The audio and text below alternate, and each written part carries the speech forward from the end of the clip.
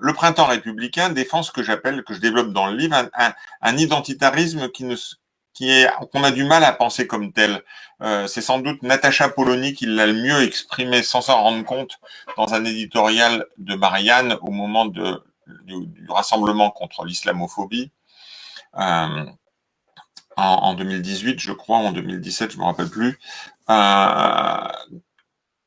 Elle explique que les musulmans doivent faire passer les valeurs de la République avant leurs convictions religieuses.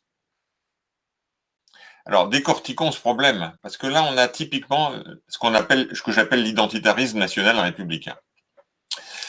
Elle le fait au nom de la laïcité. Que dit l'article 1 de la loi de 1905, qui fait office de totem pour la laïcité en France? C'est la liberté de conscience. La liberté de conscience, c'est quoi? C'est que dans mon fort intérieur, je hiérarchise comme je veux les valeurs. Si je considère que mes valeurs religieuses, anti-religieuses ou autres sont supérieures aux valeurs de la République, ça ne pose aucun problème. La République ne légifère pas sur ce qu'il y a dans ma tête. La République me demande d'obéir aux lois.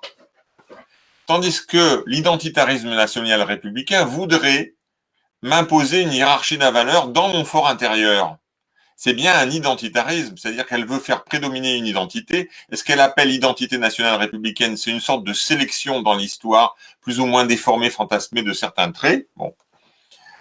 Et on ne voit pas que c'est un identitarisme parce qu'elle parle au nom de l'universel. Mais ça veut dire quoi de parler au universel à partir de l'hexagone? Enfin, dans l'universel, il y a univers. Donc, comment en parler à partir de l'histoire de l'hexagone, de l'univers, ou de l'ensemble de la planète, si on ne prend pas en compte simplement les humains, mais l'ensemble des formes vivantes. Bon. Une partie de ceux des confusionnistes à gauche et des ultra-conservateurs qui dénoncent le woke, l'identitarisme, etc. des autres, sont aussi des identitaristes.